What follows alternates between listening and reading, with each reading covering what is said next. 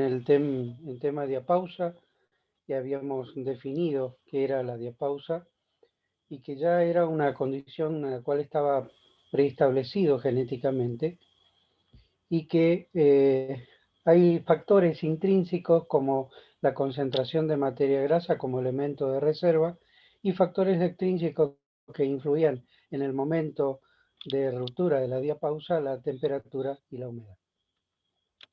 Ahora bien, eh, es importante conocer en cuanto al motivo por el cual se puede dar la presencia de langosta, atendiendo a todas las cuestiones que vamos a ir analizando del punto de vista de este orden ortótico. Una de las cuestiones es los cambios bruscos climáticos que se pueden deber a distintos movimientos de masa, de aire, eh, precipitaciones en otras áreas, cambios de alta y baja presión, generando justamente estos cambios tan bruscos. Como también el tema de la sequía genera centros o epicentros climáticos que van a ir generando y que influye sobre la actividad biológica, principalmente estos tipos de insectos, donde presentan sensores especiales en lo que hace a todo lo que es humedad y temperatura. Por eso el factor, tanto humedad como altas temperaturas, casi siempre van juntitos los de estos dos factores externos, porque van a ser condicionantes ya sea de eclosión de grandes masas de insectos o bien el deceso o la muerte de gran cantidad de insectos. O sea, no siempre es,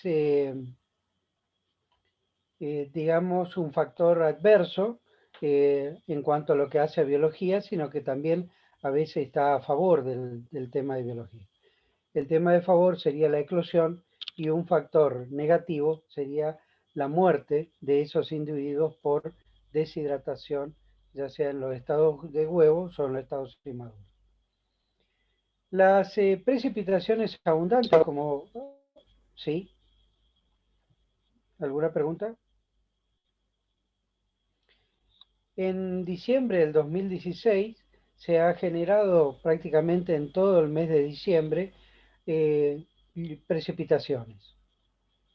Eso hace que modifique también lo que nosotros llamamos y nos interesa desde el punto de vista agronómico, los cambios de cobertura. Es decir, hay una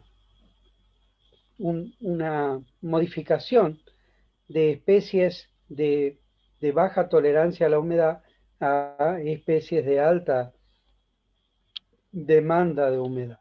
¿Sí?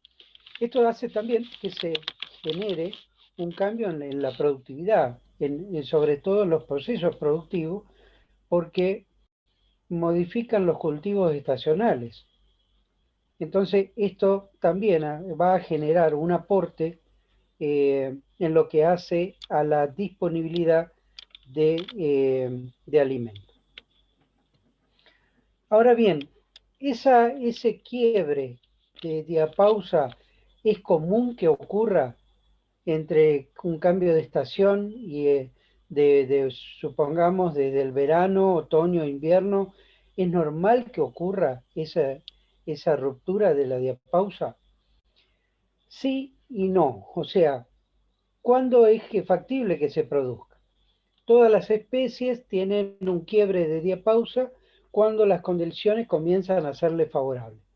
Estas condiciones favorables se van dando en forma paulatina. Por ejemplo, nosotros que tenemos en nuestra zona todavía a las estaciones marcadas, por ejemplo, el otoño en este año se dio perfectamente el cambio, el 21 de marzo se dio un cambio importante en lo que hace al cambio de estación.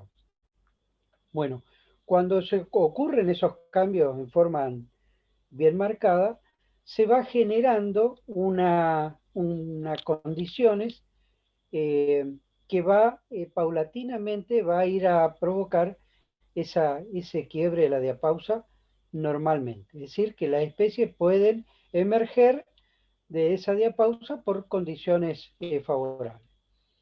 Cuando estas condiciones no se dan, porque hay condiciones, digamos, anormales, por ejemplo, como tuvimos en el año 2019, en pleno julio, temperatura por encima de 30 grados centígrados.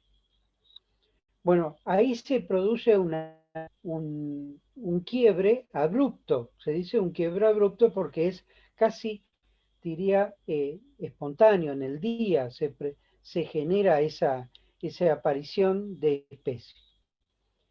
¿Qué ocurre con esta población de especies que aparecen en forma espontánea a raíz de esa temperatura normal en pleno invierno? Normalmente se la llaman, la van a leer en las bibliografías que ustedes consulten, como población suicida. ¿Por qué? Porque aparece ante estas condiciones extremas de variación espontánea y que es un grupo, una cantidad, una masa de insectos, pero que están expuestos a una muerte casi segura. ¿Por qué? Porque inmediatamente de haber pasado estas condiciones de alta temperatura de 30 grados centígrados, que puede durar 1, 2 días o 3 días, y luego nuevamente se viene a la temperatura de la estación. Entonces, al estar sometida a esa temperatura muy baja, terminan muriendo esa población. Eso suele ocurrir, ocurrió con el tema de las mangas de langosta, de Chichocerca cancellata. Ahora ustedes se estarán preguntando, ¿es beneficioso o no? ¿Cómo lo ven ustedes?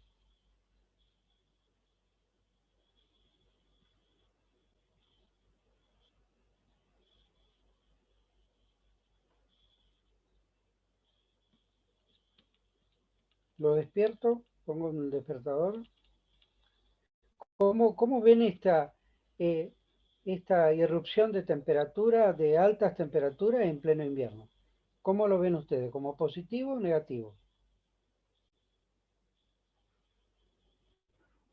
Y dependiendo, justamente estaba con una pregunta que si ellas en esos 2 o 3 días producen daño en los cultivos o solamente es la explosión de las especies. Todo insecto que sale de diapausa, lo primero que tiende a hacer es de alimentarse. ¿Está? Porque justamente tiene que reponer los elementos de reserva. Entonces, lo primero que hace es alimentarse. Lógicamente que como todo insecto que sale de diapausa, de diapausa, no tiene una ingesta devoradora inmediata. Imagínense que después de estar dormido tanto tiempo, tiene que poner en marcha todos los mecanismos vitales a un punto normal. Entonces le lleva un tiempo al insecto hasta que eh, retoma el ritmo normal. De todos modos, en ese periodo sí puede provocar un daño. Pero está la otra contrapartida de todo esto, que inmediatamente, después de estas buenas condiciones de temperatura, viene lo malo, digamos. Vienen las bajas temperaturas nuevamente. Y ahí sí quedarían expuestos, dependiendo de si la ingesta ha sido con un alto tenor de humedad, lógicamente de ser inmediatamente muerte por baja temperatura porque su concentración de hemolinfa va a tener alto tenor de soluto y por lo tanto el punto de fusión, de congelamiento, va a ser muy bajo. ¿Me explico? O sea, esa es el a favor y en contra, el por qué se la llaman poblaciones suicidas, porque si bien eh, pueden llegar a probablemente si las temperaturas siguen siendo benignas, pueden llegar a completar el ciclo, pero si esto así no fuera, lógicamente que la población va a morir. O sea que fíjense cómo juegan los factores externos un rol muy importante en todo el proceso de esta biología que es tan dinámico. ¿Se entendió eso? Sí, sí se entendió. Es decir, que tiene su parte positiva y su parte negativa que se produzca el quiebre en la diapausa. Correcto, correcto. Por eso es que hay que evaluarlo.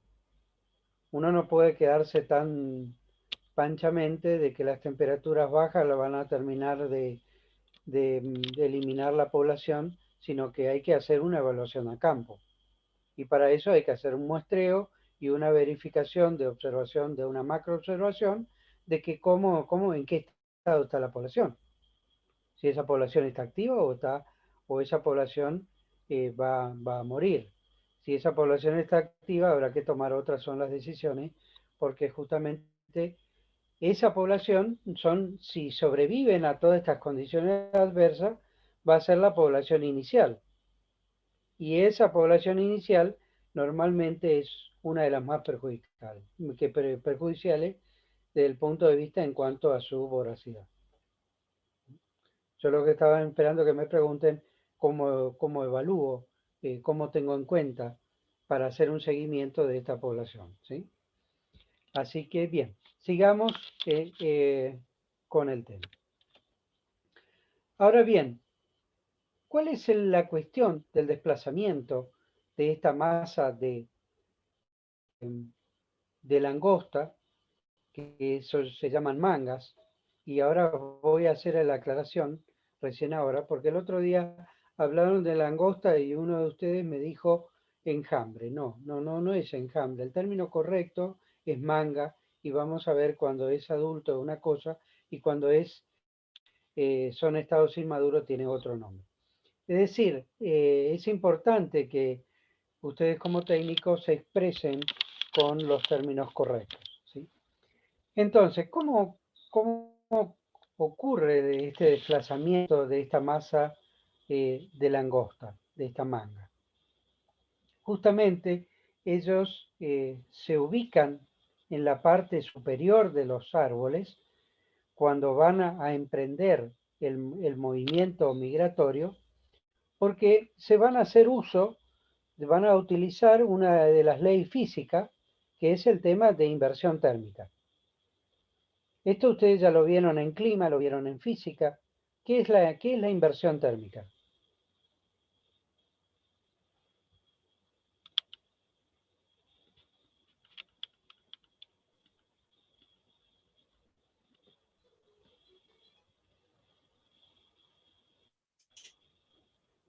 A ¿Alguien unos pocos metros de la superficie terrestre, la temperatura, digamos, tiene un comportamiento distinto y luego cambia. ¿En qué momento ocurre inversión térmica? Durante la noche. ¿Solamente?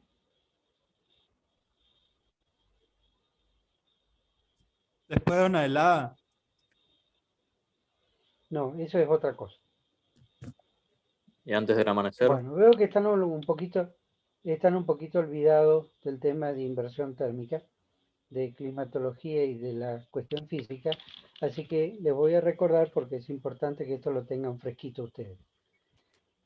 La inversión térmica ocurre en dos momentos, al atardecer y al amanecer. Es decir, se invierte las temperaturas bajas y altas de lo que estaban en el suelo, se pasa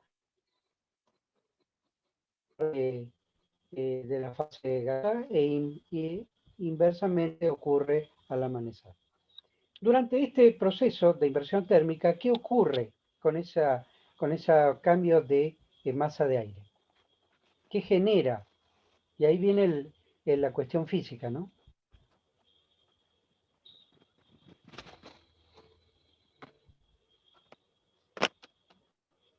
¿Qué genera? Les dije que acá todo tiene que ver con todo, ¿sí? O sea que todo lo que ustedes aprendieron lo aplicamos acá. Puede ser que con un aumento de temperatura aumente también las reacciones químicas. Sí, pero estamos hablando solamente de inversión térmica, ¿sí? No me estoy refiriendo a las acciones fisiológicas que pueden ocurrir por el tema de cambio de temperatura. Simplemente de inversión térmica.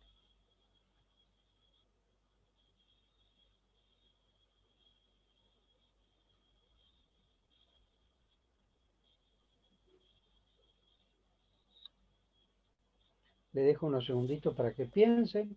La inversión térmica, profe, podría influir en un comportamiento que tengan en determinado momento del día, puede ser. Sí, ya definimos que la inversión térmica ocurre a la mañana muy temprano, en el amanecer, cosa que ustedes lo detectan solamente cuando están viniendo el boliche, o a la tardecita, digamos, ¿sí? Al atardecer también ocurre la inversión térmica. ¿Qué pasa ahí? El fenómeno, ¿cómo es el fenómeno de inversión térmica? ¿Cómo es el fenómeno físico? Eso es lo que yo quiero que ustedes recuerden. A la mañana va a empezar a aumentar la temperatura y a la tardecita empieza a disminuir. Sí, pero el fenómeno de inversión térmica, ¿qué pasa? Ya sabemos que hay una inversión de temperatura, o sea, hay una corriente térmica que ocurre ¿qué? ¿Qué pasa? ¿Genera qué cosa?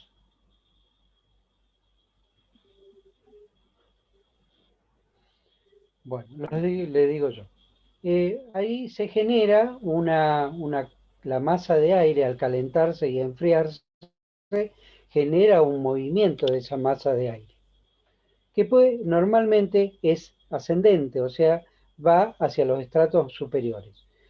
De eso se valen justamente estos insectos que están gorditos, por así decirlo, porque comieron bastante, y por eso se ubicaron o se posicionaron en el estrato superior de los árboles, hacen uso de esta inversión térmica para elevarse, para elevar vuelo y para dejarse llevar por el desplazamiento de la masa de aire. ¿Vieron qué sencillo que era la cosa? No era tan complicado. Bueno, esto es una estrategia que tiene las especies que utilizan inversión térmica para provocar el desplazamiento justamente del vuelo. Pero eso no es todo. Ellos están esperando el punto máximo de inversión térmica, pero también ayudado por el viento predominante. ¿Qué me va a dar el viento predominante? A mí como ingeniero agrónomo, ¿qué dato me aporta el viento predominante? La dirección en la cual se van a dirección que van a tomar los insectos. Exactamente, la dirección que van a tomar los insectos. Por lo tanto, ¿yo puedo predecir hacia dónde se va a dirigir la manga de langosta? Sí. Sí, Sí, señor. conociendo el lugar. Sí. Exactamente, teniendo posicionado con GPS el punto, el lugar, la inversión térmica y los vientos predominantes, perfectamente puedo saber hacia dónde se van a dirigir. Ahora bien, tengo que tener en cuenta otras cuestiones más. ¿Ustedes saben qué es el desmonte asimétrico? Ya sé que no dieron silvicultura todavía, pero bueno, más o menos habrán pispeado algo, habrán sentido nombrar que el desmonte asimétrico es cuando se producen desmontes normalmente a través rodeados de monte o de un rodal importante por varios motivos, ya sea porque es un desmonte que no ha sido autorizado legalmente, etcétera, etcétera. Vaya a saber por qué motivo. O tiene un rodal de especies arbóreas de alto valor y por lo tanto se dejó y se hizo solamente el desmonte en esa parte interna de un monte cerrado. Y entonces van generando esos islotes entre zona cultivada y zona de monte. Eso provoca no solamente un mosaico, un cambio de mapa productivo, es decir, zona de monte, zona de producción, sino que también genera lo que se llama la corriente de aire. A ver si me siguen todavía hasta yo. Si hay algo que no se entendió, me paran y me preguntan. Lo que hace este desmonte asimétrico es generar corrientes de aire que se van a ir moviendo entre los estratos altos de los montes y el estrato bajo, que sería la zona desmontada o la zona de cultivo. ¿Se entiende eso? ¿Qué va haciendo el viento en esos zigzag que va generando? Y eso sí lo vieron por climatología. ¿Qué pasa cuando comienza a zigzaguear el viento? ¿Qué aumenta? La temperatura del aire. Aumenta la velocidad del viento. O sea que comienza a desplazarse con una mayor velocidad que la que traía anteriormente. Es decir, se empieza ese cambio continuo de corto direccional, le aumenta la velocidad. Ahora bien, eso también se va a sumar a lo que yo le hablaba como un mosaico productivo. Ustedes saben que se habla mucho hoy en día del tema de la evolución fitogeográfica. ¿Por qué? Porque la intervención antrópica ha generado un mosaico productivo, es decir, zonas de un cultivo, de otro, las rotaciones, los montes, todo eso genera, digamos, como que cada una de estas cambios fitogeográficos está presentando para el insecto, para la masa biológica, ¿qué cosa? ¿Qué le ofrece?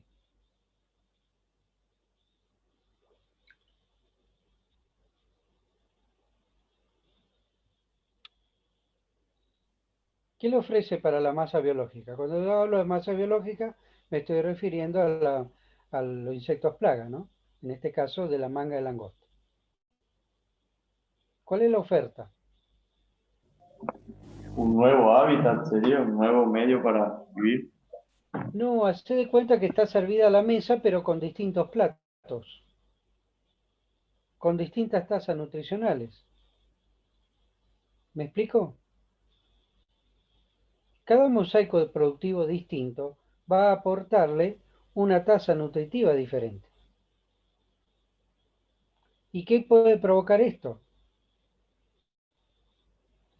Es la misma tasa nutritiva que tiene un trigo, que tiene un sorgo, que tiene un maíz, que tiene una soja, que tiene un girasol, que tiene un algodón o que tiene un monte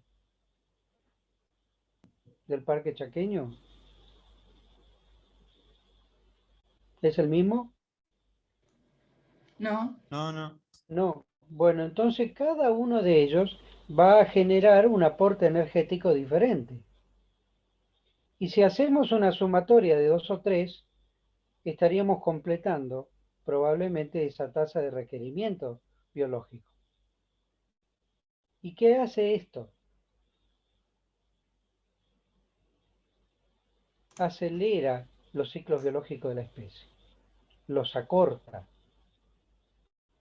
disminuye el número de días, los distintos estadios que pueden componer justamente el ciclo biológico de esta especie.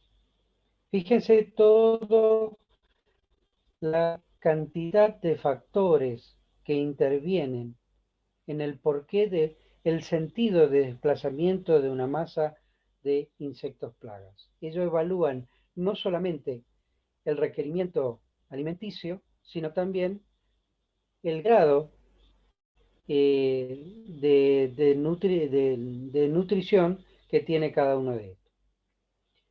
Ahora bien, ¿cuál es el aporte que podría dar los incendios de los pastizales. Es muy común en el parque chaqueño que haya en esta época, en otoño, invierno, que haya quemas de pastizales. ¿Es positivo o es Migren a los negativo? cultivos, puede ser. ¿Perdón? ¿Cuál sería el tema, el efecto? Si es un efecto positivo o negativo, la quema de los pastizales. Y sería negativo porque migrarían hacia los cultivos. Uno podría ser que lo estaría rumbeando para allá. Pero el otro factor más importante es la disminución de la tasa de los controladores biológicos. Porque todos los controladores biológicos se refugian en los pastizales. Entonces, ¿qué controladores biológicos vamos a tener cuando tengamos el proceso de desove? Ninguno. O sea que la barrera biológica no va a existir. Otro factor más que va a sumar a favor de la plaga. Ahora bien, desde esa línea de vuelo, ahora ya se complicó un poquito más, porque no solamente tengo que tener en cuenta la inversión térmica, el viento predominante, la disponibilidad de masa nutricia, sino también que otras cuestiones.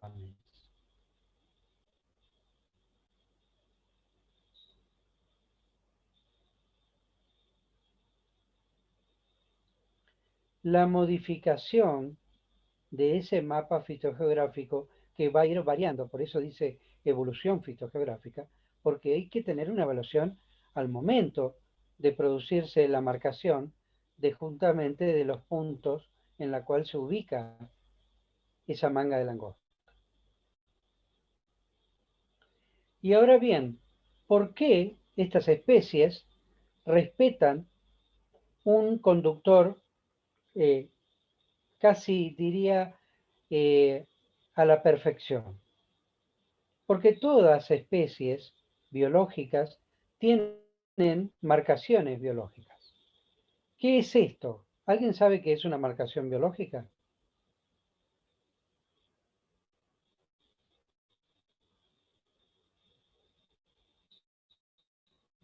¿Alguien tiene una idea?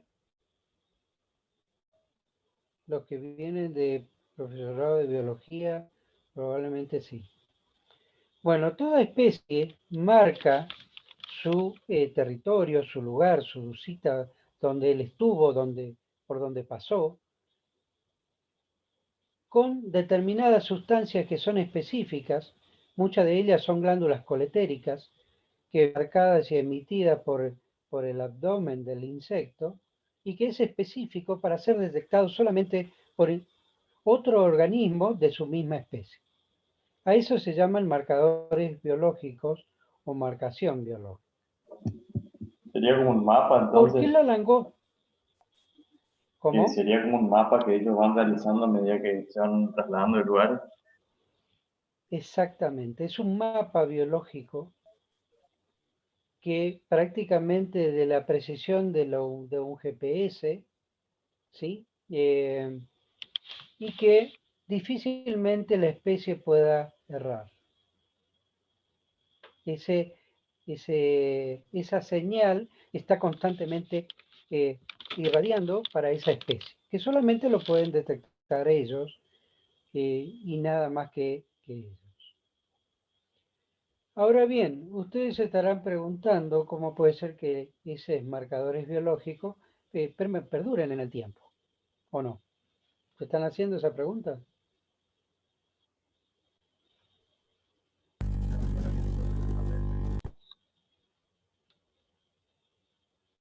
¿Y por qué perduran?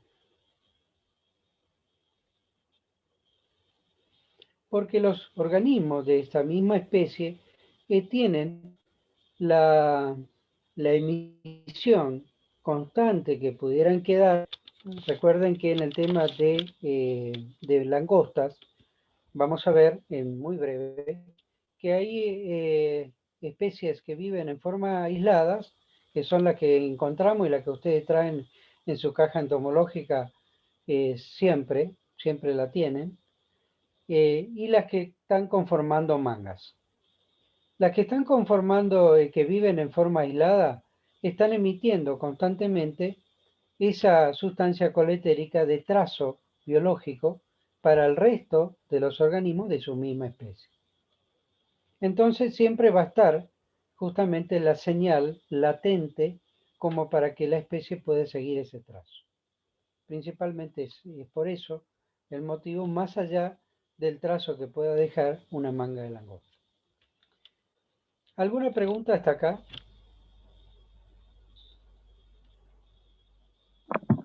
Profe, le hago una pregunta sobre Sí. el mosaico productivo que usted dijo anteriormente. Sí. Entonces, usted dijo que eso hacía que disminuyan los días de cada estadio del insecto, ¿no? Sería entonces que también, por ende, obviamente, disminuirían el año de vida del insecto.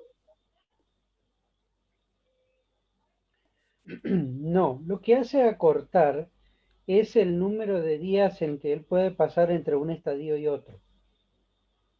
¿Está? Si normalmente ahora vamos a ver para pasar de un estadio 1 a un estadio 2, le lleva entre 8 a 12 días, lo puede hacer en 5. ¿Me explico? Por lo tanto, va a llegar adulto más rápidamente, no va a llegar en los 45 días, va a llegar en los 30 días o en los 28 días. Quiere decir que más rápidamente va a poder estar en condiciones de adulto y a la madurez sexual. Y rápidamente va a poder reiniciar el ciclo biológico de esa segunda generación. Hacia eso me estaba refiriendo. Así que está muy buena la pregunta para si alguno de tus compañeros entendió también de esa forma, tenga en cuenta que hay una acelera o acorta el ciclo biológico de la especie. Está, profe, muchas gracias. ¿Alguna otra pregunta? Aprovechen a hacer todas las preguntas que quieran acá, sobre todo los que están por rendir, porque son temas muy actuales y que a veces no es tan fácil conseguir la bibliografía. Ingeniero, Sí. y lo ocurrido el año pasado con esas mangas de langosta que anduvieron en Corrientes y parte de Santa Fe y fueron hacia el sur, era por Sí. o sea, se interrumpió esa diapausa por las condiciones climáticas que se presentaron. Se sumaron varias cuestiones. Si me dejas un ratito, yo después tengo un análisis puntual de ese tema, porque son varios los factores que han conjugado para que eso ocurriera. Así que aguantame un ratito y te prometo que lo voy a desarrollar con más detalle el tema. ¿Está bien? Bueno, ingeniero, gracias. Dale. ¿Alguna otra pregunta? Bien. Los estados gregarios están prácticamente, mantienen la población justamente los altos niveles alimenticios. Los altos niveles alimenticios quiere decir que son suficientes para la cantidad de insectos que conforman la manga y que además mantienen ese nivel nutricio. Es decir, tienen que alcanzar el alimento y alcanzar con un alto valor nutritivo. Si eso no llega a ocurrir, automáticamente comienzan los cambios de coloración de la especie. Pero no es debido a ninguna otra cuestión, sino que ese cambio es justamente para provocar lo que se llama la separación de las mangas, o por lo menos el desmembramiento de la manga, en busca justamente de alimentos que mantengan o que conserven esa alta tasa nutritiva. Y para ello ocurre procesos internos fisiológicos, que son los procesos hormonales y emisión de feromonas, ya sea para los que están en estado adulto y con los procesos sexuales, digamos, en condiciones de reproducción, se emiten las feromonas, que son las atracciones entre machos y hembras, para provocar justamente el tema de la cópula y a unir el tema de la gametogénesis, gametos masculinos y femeninos. Y por otro lado, la emisión de hormonas.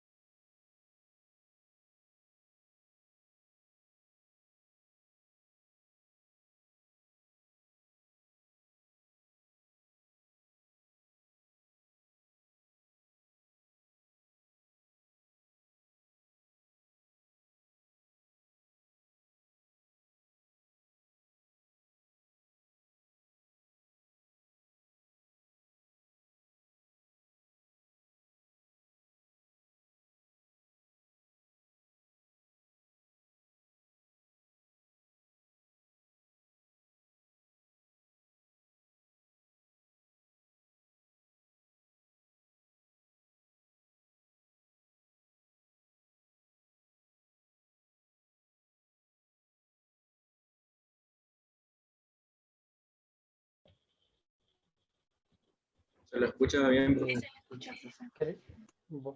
Bueno, pido disculpas, pero escapa mi posibilidad. Esto ya es la tecnología del Internet.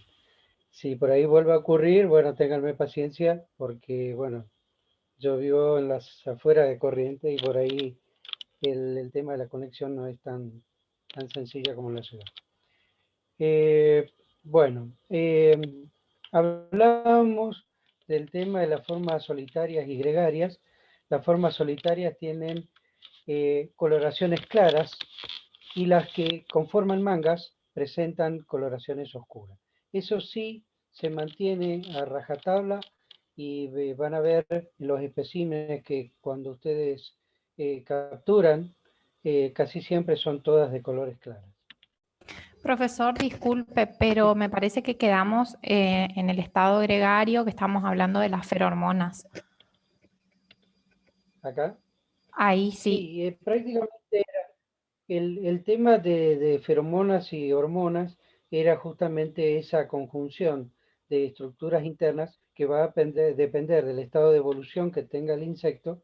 Si está sexualmente madura, se emiten la feromona para generar la cópula, como les decía, y en el caso de cuando todavía están en estados ninfales, lo que hacían era el proceso hormonal para generar justamente la comunicación del proceso migratorio en busca de alimentos de un mayor requerimiento nutricional. Hasta ahí eso recuerdo que le había dicho. No sé si se alcanzó a escuchar o ya se cortó antes, pero habíamos quedado ahí en ese punto. Y eso pasábamos justamente a la identificación entre las solitarias y las gregarias. Ahora bien, como ya vimos el tema de gregarismo, es solamente un poco para recordarle y tenerle presente qué es el gregarismo. Recuerden que es la condición intrínseca de la especie de mantenerse junta, ya sea por condición, ya sea para protegerse, para alimentarse, para provocar un proceso migratorio. Es decir, siempre tiene un fin determinado por el cual estas especies se mantienen agrupadas. ¿Quién determina la acción? Bueno, es un proceso intrínseco, hormonal, que establece justamente ese comportamiento. Normalmente se cree que se dice que el gregarismo interviene en un solo factor. No, es un solo factor el que provoca la reacción, pero siempre intervienen varios factores para justamente provocar el proceso. Ahora bien, entrando en lo que hace al tema del ciclo biológico, y acá vale la aclaración de ese alumno que había dicho el enjambre de langosta, está mal el término, porque se llaman mangas cuando son, son langostas adultas, se llaman mangas, y cuando son ninfas se llaman bandos, ¿sí? Las hembras colocan entre 50 a 120 huevos, y ustedes dirán, pero ¿de qué va a depender que coloque 70, 80 o coloque 120? Justamente de lo que veníamos hablando, del nivel nutricional del alimento durante ese proceso de barrido que ellos tienen. Ahora bien, ¿cómo sabría yo cómo podría ser para estimar una población? Bueno, justamente haciendo los recuentos de los cartuchos, que ahora vamos a ver qué son el tema de los cartuchos, que son las oviposiciones de la langosta, se puede hacer una estimación bastante aproximada de cuánto puede estar integrada una manga de langosta. Los estados ninfales son 5 estadios ninfales, 2 estadios de mosquita y 3 estadios que son las saltonas. A medida que van aumentando de estadio, también aumenta la voracidad y comienzan consumiendo 1/3 de su peso, terminando prácticamente a consumir el doble, hasta a veces el triple de su peso. Así que normalmente la masa volumétrica de materia verde es muy alto, debido justamente a dos cuestiones. Uno, a la tasa de voracidad, es decir, la capacidad de ingesta, y por otro lado, por tener un digesto rápido. ¿Qué significa digesto rápido? Que pueden estar consumiendo y defecando al mismo tiempo. Es decir, es tan rápido ese proceso digestivo que hace que aumente la capacidad de daño. Por eso llegan a tener 3 veces la capacidad de ingesta en relación al peso.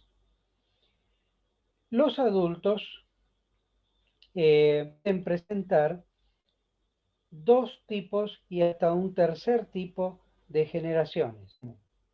Tienen una generación anual de un ciclo de 12 meses, que lo hace a través de todo el año, y tiene un ciclo corto que lo hace y que lo cumple en 6 meses. Resulta que ese ciclo de 6 meses lo vuelve a reiniciar, y por eso le decía que puede llegar a tener hasta 3 ciclos en el año, porque tiene el ciclo largo de 12 meses y 2 ciclos cortos de 6. Y ahí estarían conformando lo que serían 3 generaciones en el mismo ciclo, en el mismo año. ¿Se entendió este tema? Porque a veces se le pregunta ¿de qué ciclo me está hablando? Y es como que uno le está hablando de... ¿Sí? ¿Hay alguna pregunta?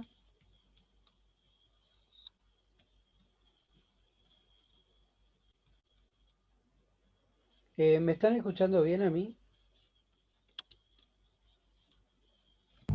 Sí, ingeniero, se te escucha. Bien. Por ahí dudo que estemos todavía conectados, así que por ahí ustedes me van siguiendo con el tema de preguntas o no. ¿No hay preguntas? Continuamos. En el tema de las hembras, ¿cuándo las hembras es importante que ustedes sepan identificar? Hembras inmaduras y hembras maduras o sexualmente maduras. Yo he estado en reuniones del SENASA con colegas, y a esta altura del partido, como profesionales, no sabían diferenciar una langosta inmadura de una langosta madura. Así que espero no tener que ocurrir un papelón de ese tipo, porque en ese caso me tocó ser el docente a mí, y realmente cualquiera de ustedes está en condiciones de establecer esa diferenciación entre sexualmente inmadura y la que está madura. Cuando tiene esta coloración rosada, la pigmentación del insecto, es porque está inmadura, es decir, que no ha desarrollado gónadas. Por lo tanto, no tiene huevos. También se las llama vacías. En cambio, cuando tiene la coloración bien oscura, como la que le estoy marcando en este momento, esas sí están sexualmente maduras y pueden estar oviplenas o no. En ese caso yo tendría que hacer una disección del urómero, del abdomen, y ver la guía de huevo, cómo están, si están vacías o están cargadas. ¿Sí? Ese sería otro tema. Pero si yo no necesito hacer ningún tipo de disección, solamente me fijo en la coloración. ¿Está claro esto? Después no me digan en la facultad, a mí no me enseñaron eso, ¿no? Bueno, el tema de la formación de manga y cómo se produce, es todo unos artilugios biológicos que tiene la especie. ¿Y por qué le digo esto? Porque los factores que intervienen tienen procesos intrínsecos y procesos extrínsecos. Los intrínsecos son los que van a ir a establecer y determinar justamente el tema de manga. ¿Por qué? Porque hay 4 componentes básicos que son los que van a regir la formación de la manga. ¿Cuáles son estos? Los hidratos de carbono, las proteínas, las grasas y las aguas. Es decir, el tenor o el contenido de agua. Resulta que estos dos primeros, el hidrato de carbono y la proteína, es como cualquier componente biológico en la cual tiene que haber un equilibrio entre esos dos elementos importantes, como es el hidrato de carbono y la proteína. Pero también debe guardar, las grasas son componentes de reservas, es decir, que cuando cualquiera de estos esté en decadencia o haya disminuido su valor, las materias grasas aportan los valores energéticos para actuar en los distintos procesos fisiológicos internos. ¿Cuáles son? Respiración, circulación, etcétera, etcétera, etcétera. Todos los procesos. Y lógicamente el agua, como todo elemento vital de todo organismo vivo, que tiene su componente en un 80% de su cuerpo, no puede faltar. Es decir, el factor desencadenante de la conformación es el estado de equilibrio nutricional de la especie para conformar la densidad poblacional. ¿Qué es densidad poblacional?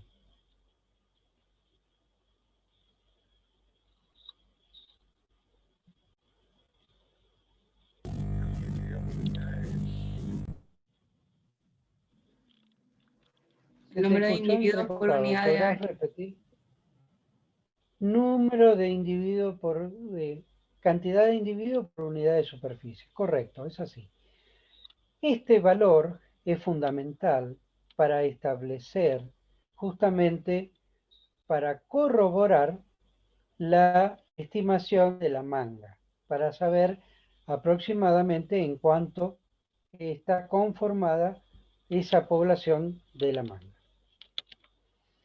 Fíjense, para ustedes sería una foto aérea, no sería mucho, pero vamos a ver el motivo por el cual está esa foto satelital tomada ahí. Eso es una foto del Parque Chaqueño, en un punto tomado de el GEA, en la cual establece justamente el momento del posicionamiento de una manga de langosta. Fitogeográficamente, qué tipo de, qué zona sería fitogeográficamente dentro del Parque Chaqueño?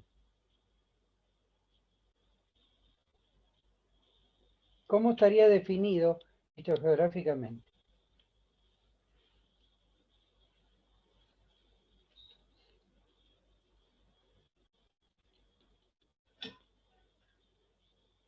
Fitogeografía. No me pueden decir que no la cursaron porque ya...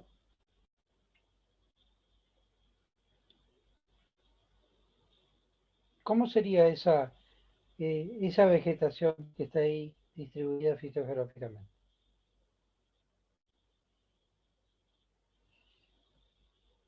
A ver, vamos a desmenuzarlo un poquito. ¿Qué sería esto? Un bosque, profe. La zona boscosa. ¿Y esto qué sería? Si esta es una zona boscosa, ¿cómo se llamaría fitogeográficamente esta zona?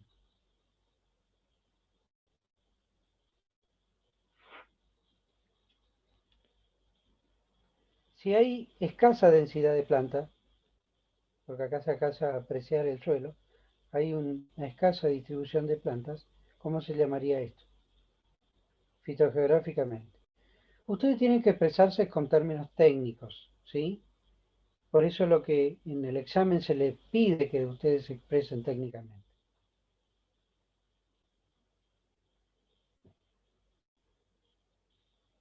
¿Qué sería?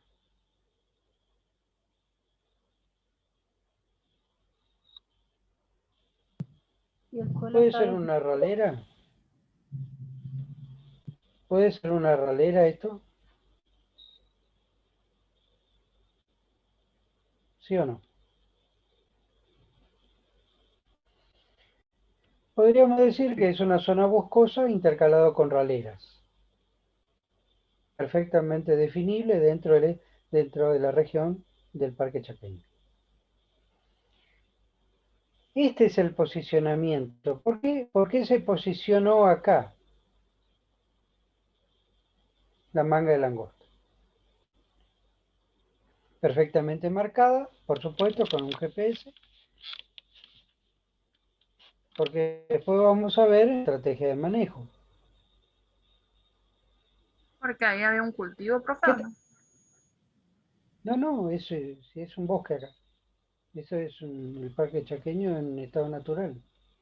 Esto es una zona boscosa y esta es una ralera. ¿Por qué la langosta, la manga de langosta, se posicionó en este punto? ¿Por qué? ¿Se le dio la Puede ser gana? ¿Se le... por la búsqueda del refugio y el alimento en la ralera. Recuerden que ellos bajan al atardecer y emprenden el viaje al día siguiente en las primeras horas de luz.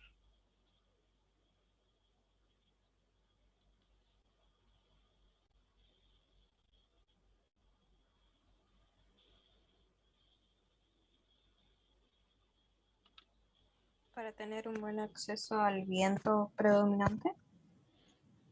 Es lo que terminamos de hablar hace un ratito. La inversión térmica, las corrientes de aire. Fíjense cómo la especie se ubica en un lugar donde va a tener posibilidad de éxito de levantar vuelo. Entonces, cuando a usted le toque hacer una búsqueda de marcación, ya sea con un dron o lo que sea, el lugar que tendría que buscar predominantemente para establecer el posicionamiento, seguramente va a tener que ser un bosque con la alternancia de ralera. Por eso le quise mostrar esta foto. Esto es un punto real, ¿eh? Es un punto real que existió, que estuvo y que justamente fue en estos momentos cuando estuvo la manga vigente. Bueno, yo quiero que vayan relacionando cada una de las cuestiones que uno lo va viendo, porque es así como uno lo presenta la situación y es tal cual como se da. Esta es la zona geográfica de por qué puede venir de la zona de Paraguay, de Bolivia. Recuerden las provincias, los países limítrofes que tienen problemas con las mismas especies, inclusive Brasil, Bolivia, Uruguay, Paraguay, son los aportantes más interesantes que tiene Argentina, y ahí está el camino de trazabilidad hasta llegar justamente a la zona de origen de multiplicación de la especie.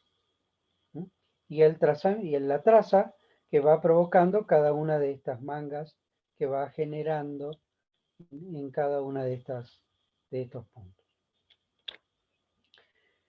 Esto solamente para mencionarlo, porque ustedes seguramente lo van a ver en terapéutica. Esto es un aplicador de ultra bajo volumen, aplica a producto puro y sobre todo tiene una táctica de manejo muy interesante, porque aplica muy poca concentración de producto, de muy bajo impacto, y sobre todo es prácticamente silencioso, no genera ningún tipo de ruido. Básicamente la estrategia que tiene es la forma de impacto en el blanco, y sobre todo al no causar ningún tipo de frecuencia de onda, no hay aviso previo de que está viniendo un componente tóxico. Más que nada es por eso simplemente mostrarle una imagen. Otra de las cuestiones que ustedes deben manejar, lo que es el BORA. El BORA no es otra cosa que el Boletín Oficial de la República Argentina. Ustedes cada vez que tengan que hacer o tomar alguna medida, es importante que estén presentes con la reglamentación vigente en la República Argentina.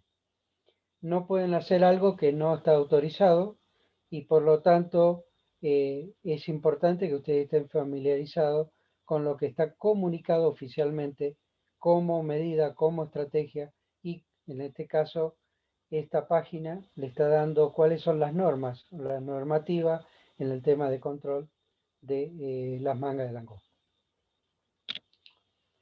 En el tema de voladoras, hoy hablábamos de voladoras livianas y voladoras pesadas. Bueno, un poco lo mostré en foto lo que son una y lo que son otra.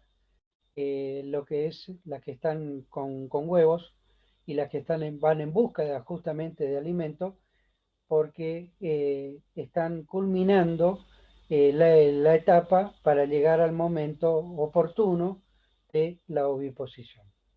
En cambio, las livianas pueden estar con diapausa sexual o no, o todavía aún ni siquiera haber llegado al proceso de gametogénesis, es decir, la formación de gametos, y por lo tanto se la consideran como voladoras livianas. El tema de la fase gregaria, bueno, esto es la teoría de un ruso que ha estudiado por muchos años a los ortópteros, es un especialista, fue un especialista, ya falleció hace unos años.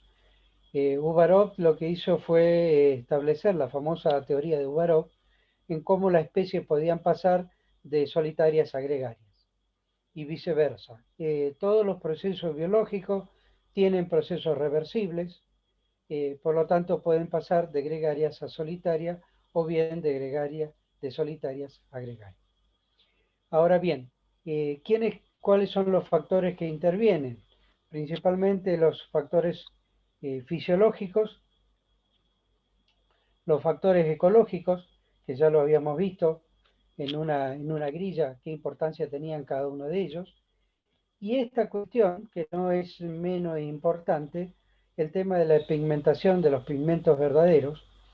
Recuerden que los pigmentos verdaderos en la especie es el elemento de emergencia de subsistencia de la especie. ¿Por qué le digo esto? Porque muchas veces estos pigmentos verdaderos son desdoblados y utilizados como elemento de reserva. Es decir, que más allá de la coloración puntual de la especie, muchas de ellas se la utilizan para poder reponer los componentes vitales y continuar los procesos biológicos. ¿Alguna pregunta hasta acá? Profe, Cuando hablaba de Sí. que los adultos pueden llegar a consumir el doble o incluso el triple de su peso, ¿eso sería diariamente? Sí, sí, sí. Y en cuanto a la densidad poblacional, ¿cómo podemos decir a partir de qué número de langostas puede ser muy perjudicial para un otro cultivo o cómo? Ese es justamente el cálculo que ustedes lo van a tener que hacer y que en cierta forma está tabulado para algunas especies.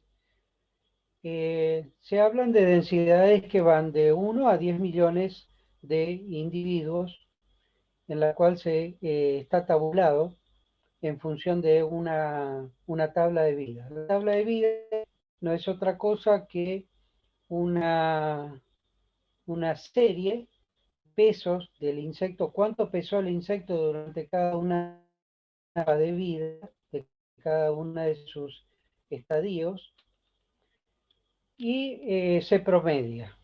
En base a eso se establece el peso promedio de cada una de las fases y se establece, si nosotros podemos decir que una población por muestreo está constituida por 5 millones de individuos y multiplicamos por la unidad de peso en la cual se encuentra, podemos decir que la masa biológica que puede consumir puede llegar a ser de tanto. Es un esquema matemático funcional con 2 o 3 variables que establece la curva poblacional de daño o la curva poblacional de consumo que podría tener la especie a lo largo del avance de la manga. ¿Está? Ahora bien, da lo mismo, esta es una pregunta de examen.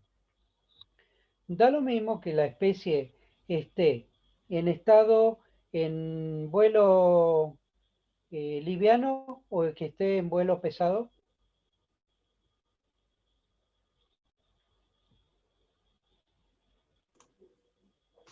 Podría ser que no, porque las de vuelo liviano están en una diapausa. ¿Cuál sería el consumo entonces? ¿Mayor o menor? Menor. Menor. Prácticamente provocan pellizca la alimentación.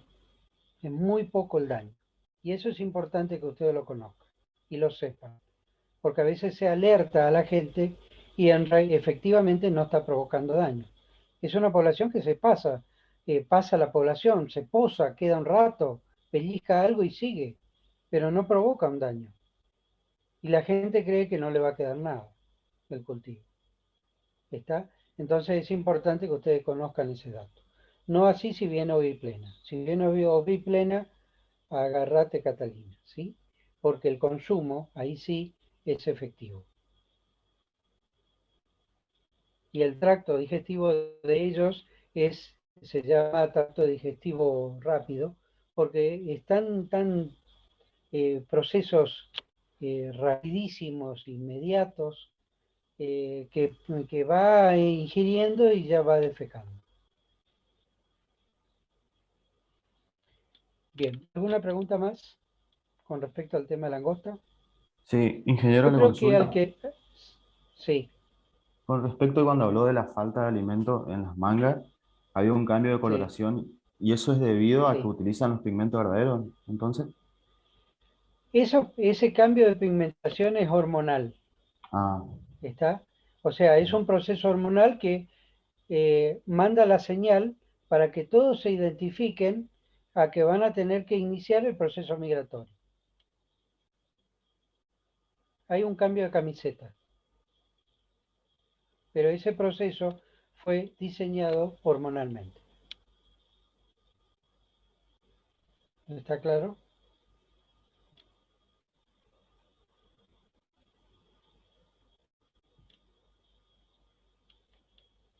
¿Alguna pregunta más?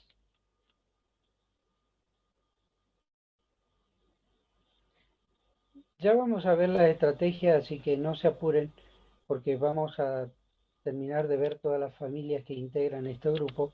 Por eso quiero ver la superfamilia cridoidea y principalmente la familia Proscópide, llamado tacuarita, bicho palo, que muchas veces se los confunde con otra, que es de la familia del orden Farmatodea, que nada que ver con los proscópidos. Los proscópidos son, principalmente tienen la cabeza alargada y muy puntiaguda. Y sobre todo, el otro carácter que le voy a señalar acá, es el tema de las antenas muy cortas. ¿Sí?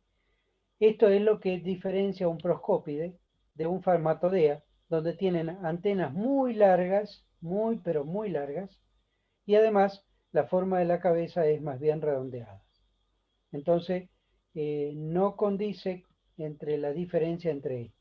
Estas especies son fitófagas, es decir, se alimentan de especies vegetales. En cambio, el tema, y además presentan mimetismo, dos tipos de mimetismo. El mimetismo de forma, que adopta la forma en el lugar que está, en el caso de los palitos se ubican en zona de palos secos para no ser detectados, y el otro mimetismo es que adopta la coloración del lugar. Entonces, también pasa desapercibido de esa forma. El tema, bueno, eso es lo más importante en cuanto a la diferenciación entre una familia y la otra. Esta superfamilia Tetigonoidea, las tres familias de esta superfamilia son Grillidae, Griliotalpidae y Tetigonidae. Los Grillidae son los Grillus argentinos, es el grillo común, es el grillo marroncito, es el común que en todas casas hay. Y el caso de Acheta, que es el grillo negro, Acheta domesticus, la cual este es más bien del campo, del galpón, que actualmente está siendo un problema en siembra directa porque ha aumentado enormemente la cantidad de materia orgánica en superficie y aumentó dos factores o dos condiciones que le predisponen para la oviposición al caso de Acheta: la humedad y la materia orgánica. Entonces, ese es el lugar.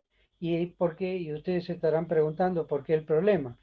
Porque cuando se hace la siembra directa en el surco con ese tenor de materia orgánica, cuando aparecen estos grillos consumen justamente las hojas cotiledonales de la soja y termina por matar la planta.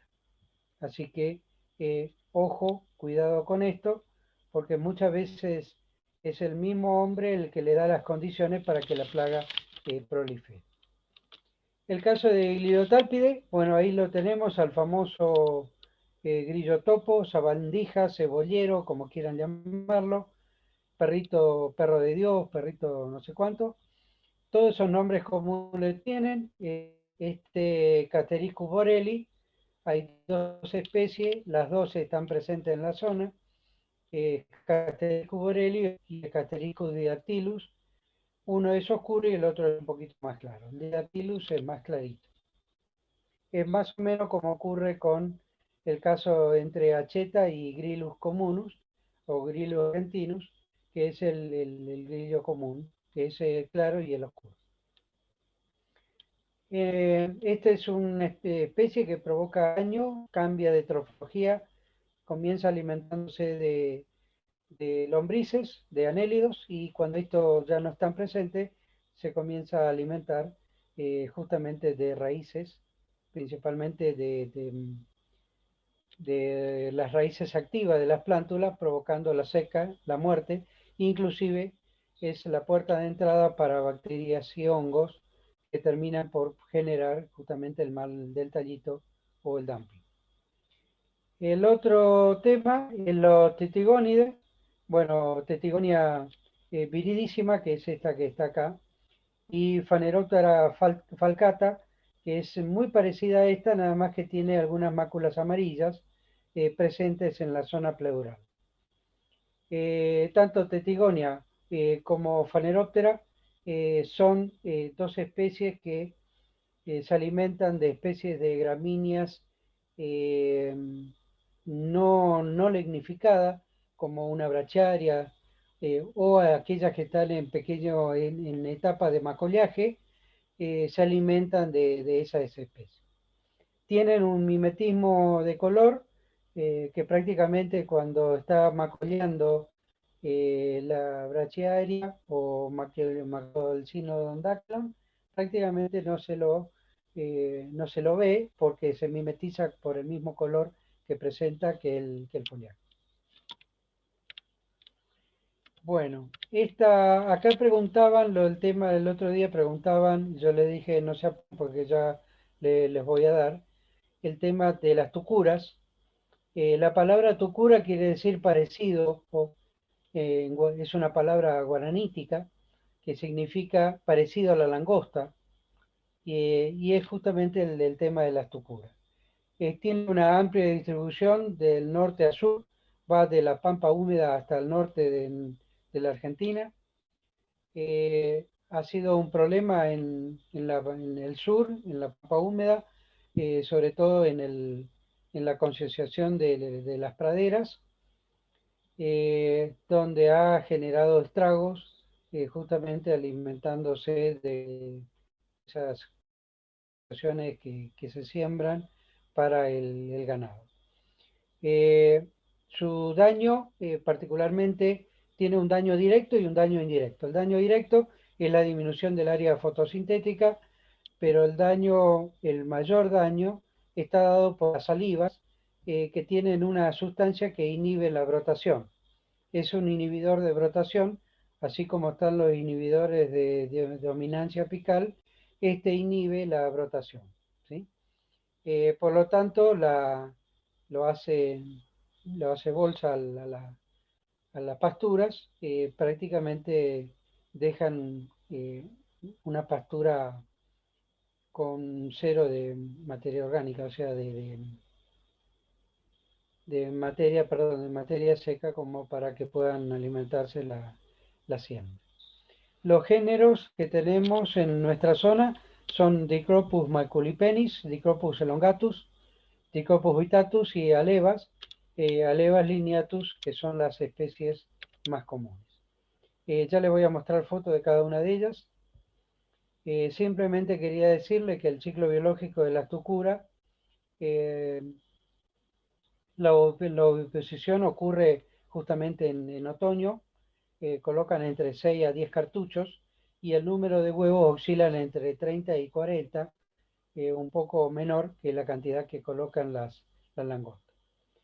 Las ninfas aparecen en primavera, tienen 3 estadios de mosquita 1, 2 y 3, y 2 de saltona, saltona 1 y 2, en la cual también el daño es correlativo en relación al estadio. Los adultos llegan aproximadamente a los 45 días, y la diferencia que tienen con respecto a las tucuras es bastante evidente, que es prácticamente 1/3 de lo que es la langosta. El macho mide 25 milímetros y las hembras 35 milímetros. O sea que son mucho más pequeñitas que la langosta, dicho cerca cancellata. Ahí está la foto para que tengan una idea. Dicropus maculipennis, la diferencia, el macho que está montando ahí una hembra, es mucho más pequeñito, de Dicropus maculipennis, y Dicropus elongatus, bueno, tiene aproximadamente unos 27 milímetros. Dicropus vittatus y el Dicropus vitagerum, que es el más vistoso de todos porque tiene en la zona posterior del fémur, presenta una coloración rojiza, muy característica de esta especie. Bueno, yo le dije que en los pastizales se refugiaban técnicas importantes para el control natural de las langostas. Efectivamente, ahí la vamos a encontrar el Protas persa, esta más conocida como el bicho moro, Es un coleóptero que consume justamente los desoves de las langostas. Calosoma argentinensis, Calosoma retusum, son las Juanita, que son también consumidoras, son muy caminadoras, son unos coleópteros, unos carábidos que consumen importante cantidad de huevos. No son específicos, pero son importantes como controladores naturales. Thyroglifus denieri, Thyroglifus es un ácaro que se introduce justamente en los cartuchos y hace inviable justamente a los huevos de la langosta. Los géneros Fusarium, Boveria y Metarrhizus son 3 géneros de hongos que son justamente cuando hay humedad en el suelo, proliferan la masa de hongo y generan un proceso de putrefacción, de descomposición justamente de la masa de huevo. Lógicamente, y por supuesto, esos huevos dejan de ser viables.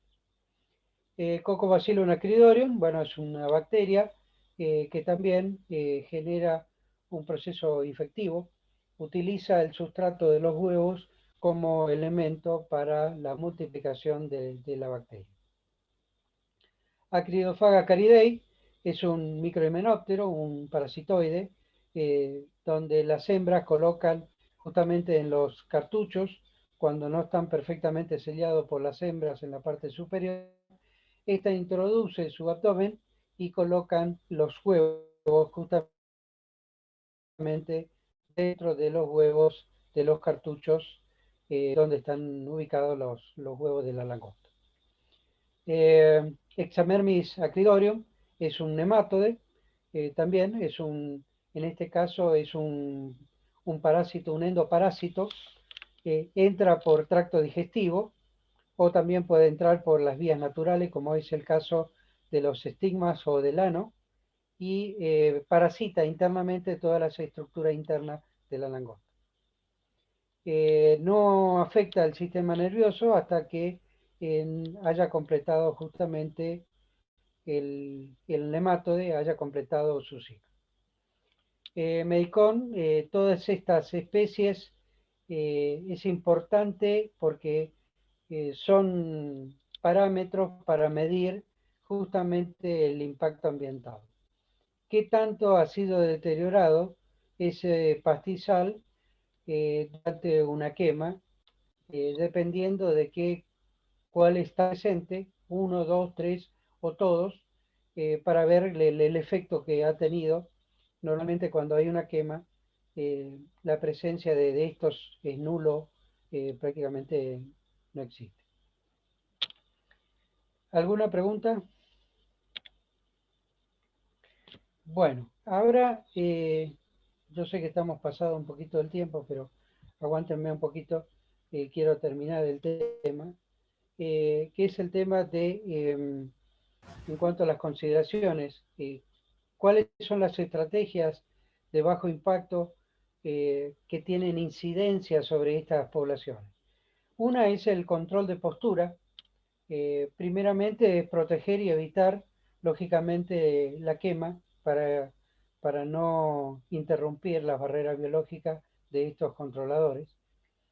Segundo, se puede realizar el tema de alguna labranza en la zona identificada o marcada como lugar de postura, porque esto nos facilita a nosotros la aireación, por un lado, la humectación, por otra, para que ingresen y actúen los hongos, y por otro lado, al quedar expuesto,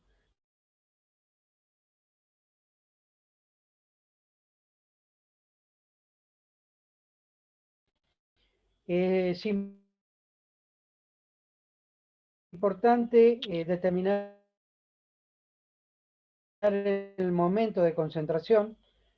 Significa determinar el momento ese en los puntos en el cual se ha producido el desove, porque se puede establecer distintas estrategias como para reducir en forma de foco toda la masa de huevo, que normalmente lo hacen en un sitio circunscripto en un lugar, y es importante para hacer esta medida de control.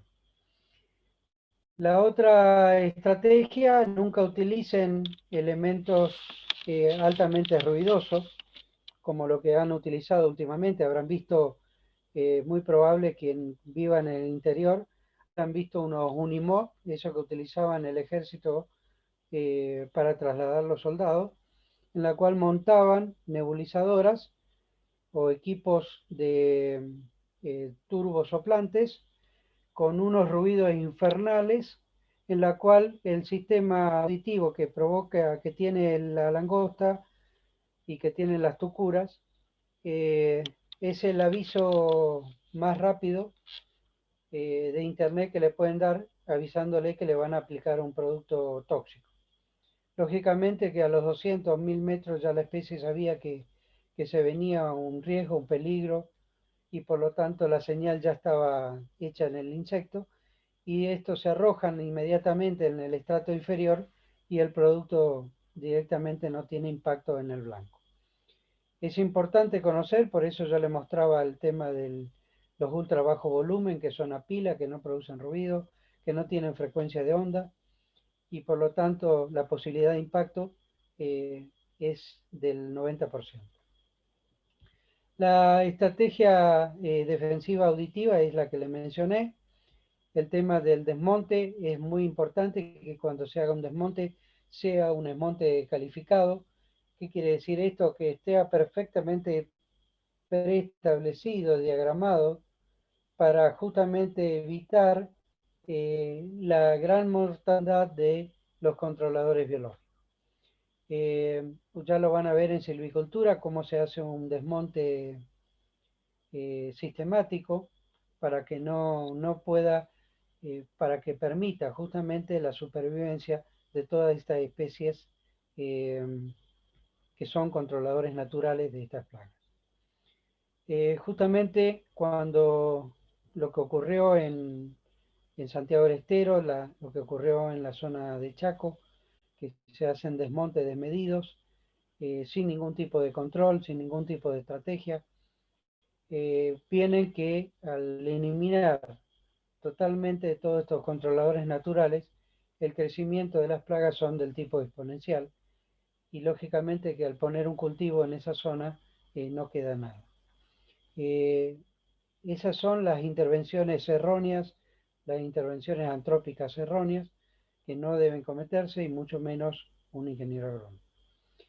Desde el punto de vista de la ecobiología, tengan en cuenta que todas las especies entran en proceso de un cambio de comportamiento, y estos cambios de comportamiento son factibles y muchas veces son condicionados por la acción antrópica. Así que no se fijen a que siempre van a ser el mismo el comportamiento del insecto. Esto puede variar, puede cambiar, y primero fíjense que ha cambiado con respecto a las estrategias que se venían utilizando para poder medir los cambios de estrategia que se producen en la plaga. Una leve sugerencia, esta es una página, yo sé que a ustedes les gustan las páginas web, por eso se las pongo. Pueden obtener muy buena información, una información muy calificada, sobre todo todos tienen referatos, y es importante que la lectura, cuando ustedes lo hagan a través de una página web, lo hagan con lecturas de referato. Es decir, quiere decir que han sido observadas, analizadas y vista y corregida por especialistas, de manera tal que el error va a ser mínimo. Bueno, la bibliografía esta lógicamente nunca va a superar a una bibliografía de libro, pero lamentablemente por ahora nos tenemos que conformar probablemente con una bibliografía de internet, pero ni bien tengan acceso, lógicamente que la mejor bibliografía es la bibliografía del libro. Bien, ¿alguna pregunta al respecto? Profesor, tengo una pregunta. Yo no recuerdo si usted mencionó que las tucuras también tienen o no diapausa, y si es que no la tienen, ¿de qué manera pasarían el invierno, el otoño-invierno? Bueno, sí, esa es la diferenciación justamente. Hay una diferenciación importante entre tucuras y lo que son langostas. Las langostas tienen diapausa, las tucuras no la tienen. Es decir, que tienen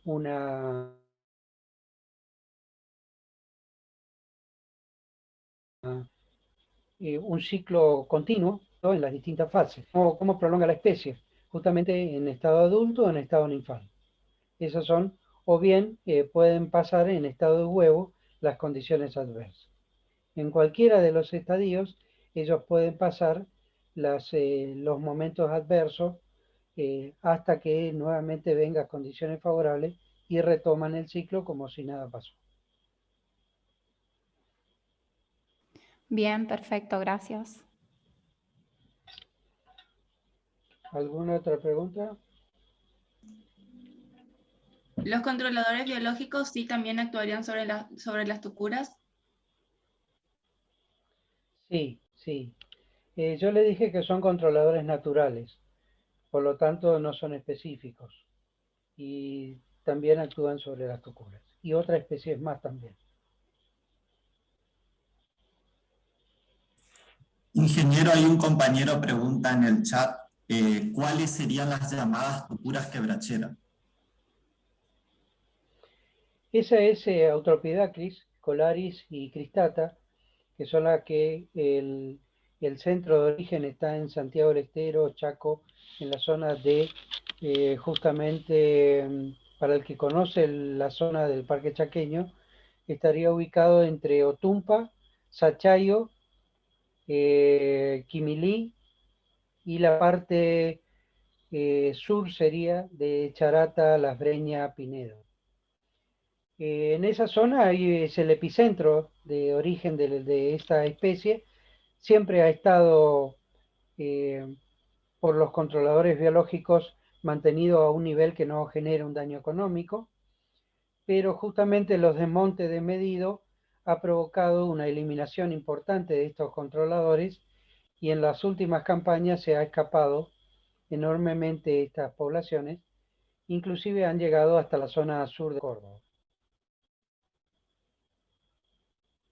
Las dos especies que están presentes en esa zona, que es Eutropidakis colari, que es la de color azul, y Eutropidakis cristata, que es la de color rojiza.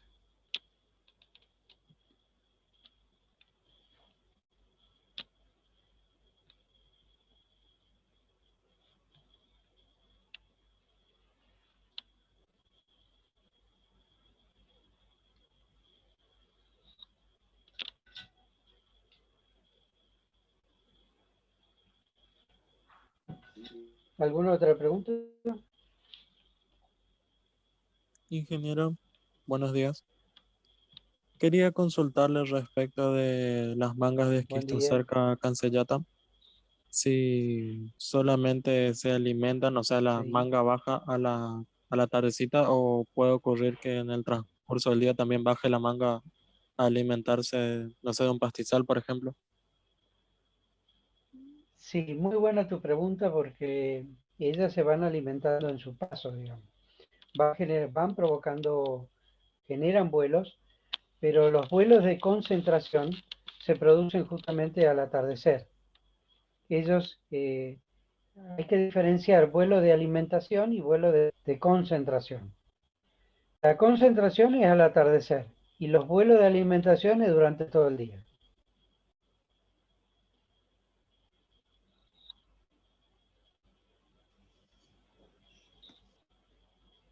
Por eso que al ser conspicua quiere decir que se lo ve y uno lo alerta y le genera todo un efecto de pánico, porque hay un efecto psicológico atrás de todo esto, por todo lo que el bagaje de cosas que uno trae desde sus abuelos, tatarabuelos, de lo que eran las langostas allá en aquellos años, uno trae ya impreso también esa cuestión de ese daño. Entonces ve la langosta y lógicamente, o una manga de langosta, y a uno automáticamente se alerta, ¿no? Se pone mal. Profe, ¿Sí?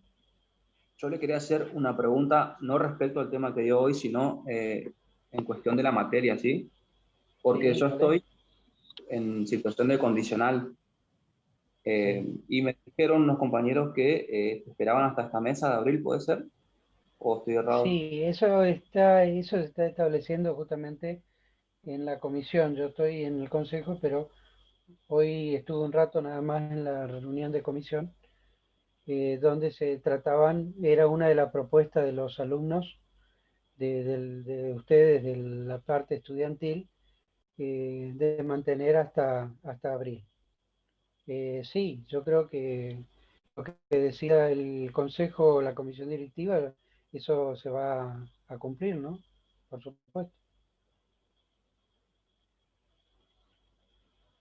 Ajá, entiendo. Y con De respecto, todo modo, algunos habían unos chicos que habían rendido y que se le estaba venciendo la regularidad. La sugerencia fue que cursen ahora, estaban en posibilidad y a pesar de estar fuera de término, se le iba a dar la posibilidad de que se inscriban, digamos.